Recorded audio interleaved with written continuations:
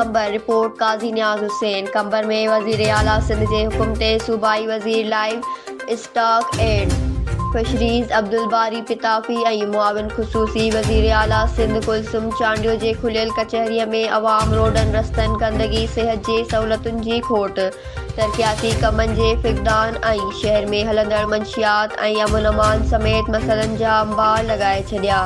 कंबर में सिंध जे सूबाई वज़ीर फ़िशरीज़ लाइव स्टॉक अब्दुल बारी पिताफ़ी अॻियां फ़िशरीज़ खाते समेत केतिरनि ई मुलाज़िमनि तरफ़ां थींदड़ नाजाइज़िन ऐं सोशल वर्कर लाला वाजिद अली गोपांग, अली मोहम्मद खोसो, यूथ फार्म जे अॻुवाणनि कामरेड अयाज़ बुर्लो, वक़्त जानी भुट्टो समेत सॼे ज़िले मां आयल हारिन मज़दूरनि ऐं शहरिन पंहिंजा मसइला हल करण लाइ अब्दुल बारी पिताफ़ी अॻियां ढेर लॻाए छॾिया।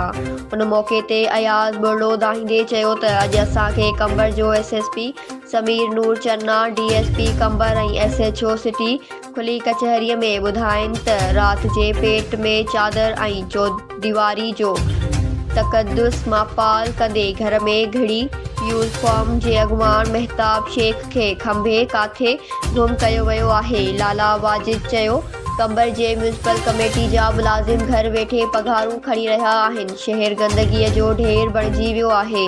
अस्पताल में सिहत जी का बि सहूलत कान्हे। अरबे रुपया बजट जे बावजूद शहर खंडर बणिजी वियो आहे। अली मोहम्मद खोसो चयो त गौर खान इसरान ॿुधाए त 3 सालनि में अरबे रुपया काॾे विया ऐं कहिड़ा तरक़ियाती कम कराया विया आहिनि। उन वधीक चयो त जेका बजट अचे थी जियाला हड़प करे वञनि था। उन खां पहिरियां खुली कचहरीअ जो टाइम 10 वॻे खां 1 वॻे ताईं सूबाई वज़ीर जे न पहुचण ऐं बंडाल में गर्मी ऐं पीअण जो पाणी न हुजण ख़िलाफ़ अवाम तरफ़ां एहतिजाज करे ज़िले इंतिज़ामिया ख़िलाफ़ सख़्त नारेबाज़ी कई वई। न्यूज़ सिंध एक्सप्रेस न्यूज़ कंबर।